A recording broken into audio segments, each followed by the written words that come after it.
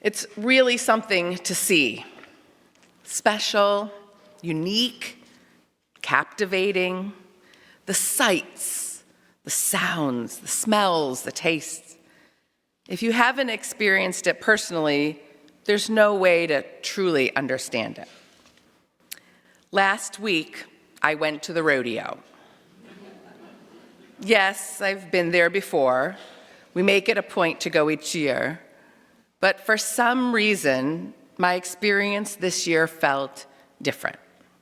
More vibrant, more enjoyable, more expensive, more engaging than ever.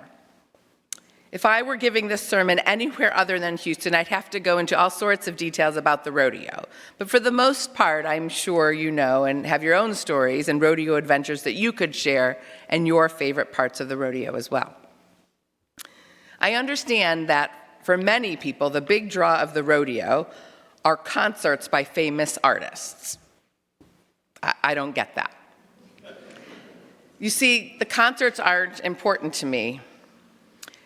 JJ and I love the rodeo, the actual rodeo part of the rodeo. What's the most underrated event in the rodeo, you ask? He'd tell you, chuck wagon racing.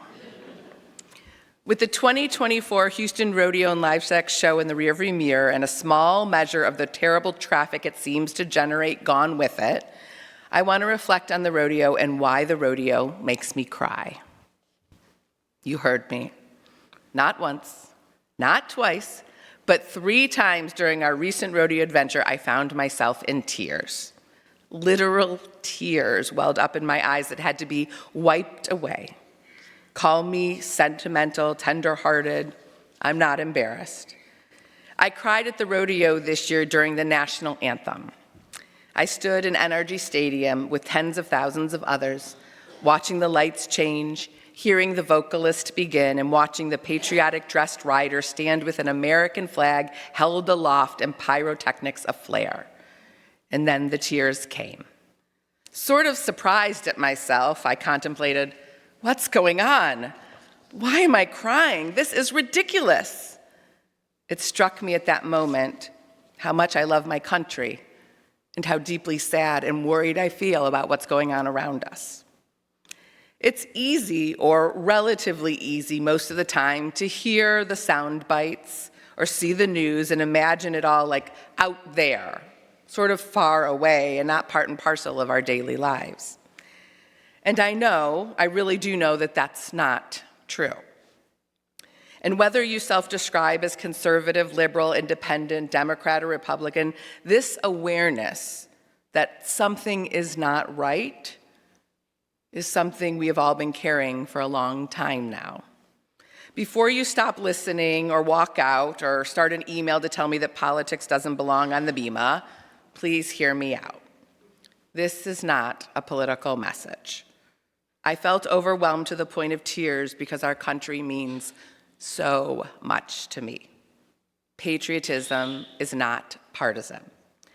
When looking around NRG, tens of thousands of us standing, singing, and enjoying the greatness of the communal ritual that we call rodeo that brings with the singing of our national anthem, something powerful happens in that room.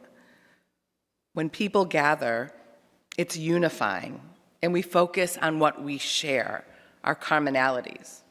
I was emotional because in that huge coming together, I can see more clearly what unites us and yearn for more of that because at our core, I think every single person wants the same thing for themselves, their family, and their friends.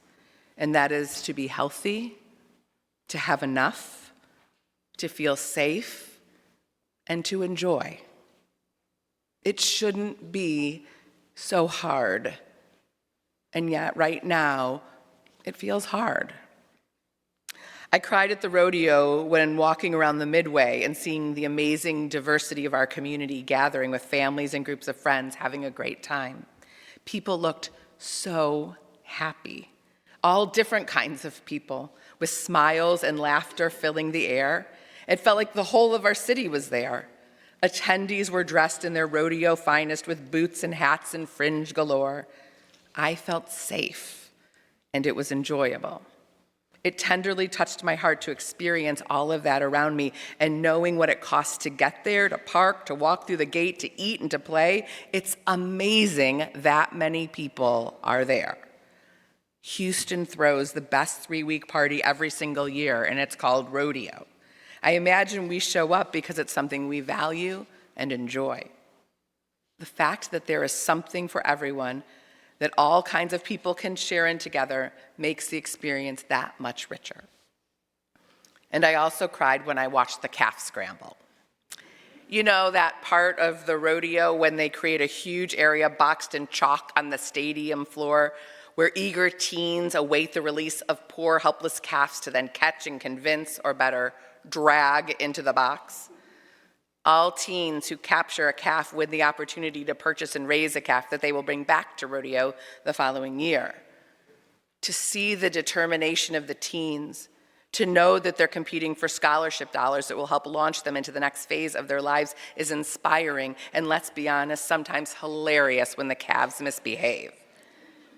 Knowing the good work, the philanthropic work that the rodeo does, is mind-blowing and a shining example of the best that our city has to offer. Walking around the rodeo and seeing all the volunteers is incredible. I myself am considering joining a committee just to be part of it. So at this point, you may be thinking, this is great, Rabbi, but why are you sharing this message on Shabbat? How is this a Jewish thing? This week's Torah portion is Vayikra, and it is the first portion of the book of Leviticus, a part of the Torah that is thick with laws and rules. Our parsha entails 5 different sacrifices that God instructs the ancient Israelites to offer in the sanctuary: the burnt offering, meal offering, the sacrifice of well-being, the sin offering, and the penalty offering. All of these required our ancestors to bring the very best of what they had. And in sacrificing those precious and valuable perfect animals, they drew closer to God. The message of our text is clear. Giving something that meant something elevated our ancestors in their spirituality and closeness to God. The runt or the weakling, the sickly, didn't suffice. It was more than the thought that counted. It was what you showed up with that mattered. The value and status of the animal mattered. Similarly, the rodeo is a time when we celebrate and admire prize animals. A Simmental steer named Woozy, the grand champion of the junior steer market, brought $1 million at auction this year. Each animal brought to the rodeo, the horses, bulls, sheep, pigs, bunnies, chickens, and more, carry with them and demonstrate the great investment and hard work of their caregivers. Their sale generates resources to help educate young people and propel them to a life of success. Like in ancient times, giving something that means something elevates us now, and it elevates us because it lifts others, something that I also think brings us closer to God. For you, it may not be the rodeo, but finding ways to connect with the world around us and be part of something that brings people together and contributes to the good of others can be seen as our offerings today.